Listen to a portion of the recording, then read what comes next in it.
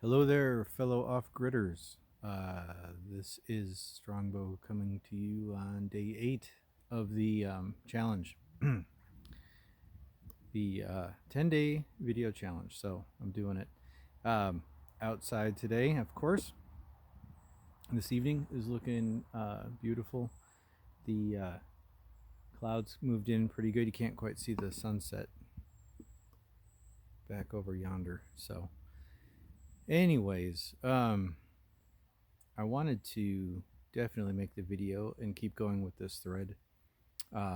Also, no regrets. I'm going to keep going with the no regrets thread as well, or theme towards the end of this last few videos here. And I wanted to talk about finances. I think I'm going to take the next few videos to the end of this to talk about some money and living off grid, or trying to sidestep, not society in a way, but sidestep the matrix, if you will. And we're seeing a lot of very interesting, crazy things happening with the economy. We're seeing the advent of AI coming on board with a lot of things, not just one AI, but hundreds of different AIs, which is frightening in a lot of senses. It's the genie's out of the bottle. You're not getting that one back in. We're hearing central bank digital currency term being floated around quite a bit. We're also, and a key one to pay attention to is a stable coin and a digital currency. And a stable coin and a central bank digital currency are in essence the same thing. It all depends on how they're constructed and how the network is functioning. But when you hear, oh, we're not going to do a CBDC, we're going to do a stable coin, yeah, well, it's pretty much the same thing. Physical cash, physical dollars. I mean, we're in the United States, so we're using greenbacks, Federal Reserve notes, fiat money. That's a peer-to-peer transaction, and no one needs to be the wiser. And we're looking at barter and precious metals. So pretty much a lot of different avenues for conducting currency and business. Some are on the record, and some are not. I think it's incredibly important to diversify right now. Who knows what's going to happen with everything going on? We've got a president-elect who says he's pro-crypto. What does that mean exactly?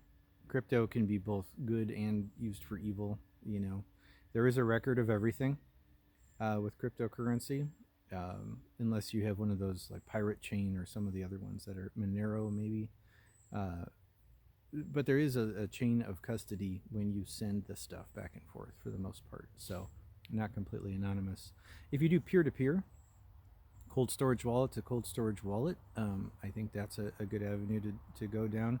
If you don't know what a cold storage wallet is, I behoove you to start going online. Like this is Economic Ninja's 10-day challenge, so check out his website, or his YouTube channel, I should say, and look up the crypto stuff he's got on there. Just a 101 kind of a thing, a basic, what is it? How does it work? What's the difference between a hot wallet, a cold storage wallet, being on an exchange? These are important things to know, and for everybody, young and old. I think that from what I've read and learned, it's happening whether you want it to or not. Everything's going digital. You're either going to be on the bandwagon and have your ducks in a row and know how it works, or you're going to get just rolled right over. So I think it's very important to diversify. Have some of that electronic stuff, have some physical cash, have some gold and silver.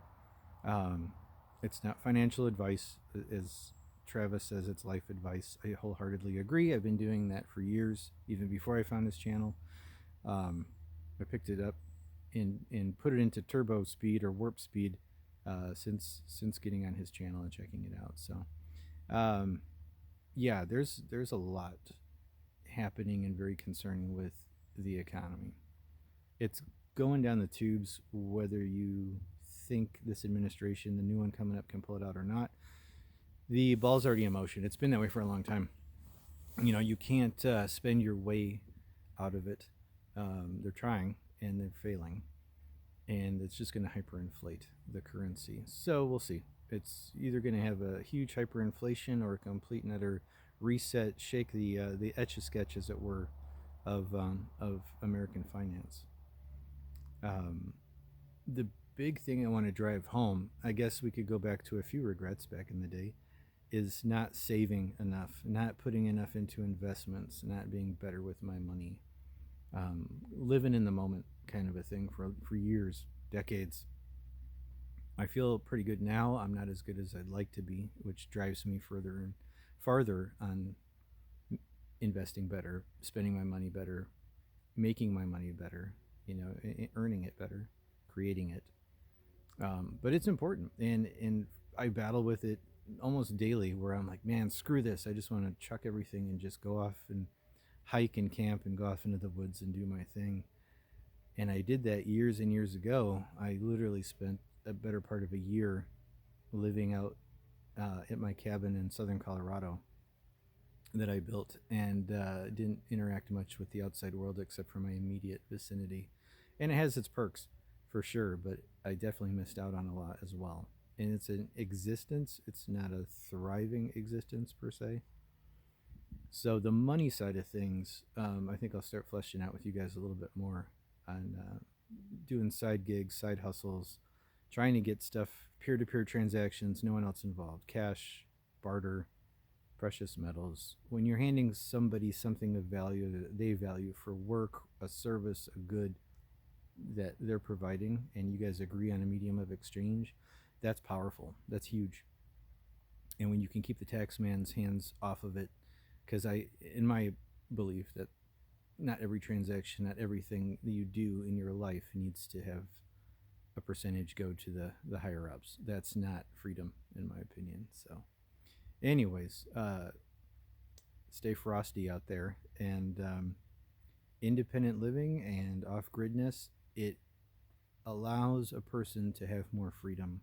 And when things turn, the big wigs up top, when I say that, government, industry, whoever pulling the strings, when they say do something or else, you're eliminating the consequences of the or else. The more off-grid, the more independent you are, the less you are requiring electricity from a utility, water from a utility, septic, etc., money from somebody else who's pulling those strings over you and can control you with turning it on or off, the better you are. So with that being said, I'm going to wrap this video up for today. Tomorrow, I think I'll go into some opportunities and options and things that I've seen here in Alaska that work quite well for making money, and people are thriving using those side gigs and businesses, and they're completely off the system. All right, until tomorrow, take care, and thanks for watching.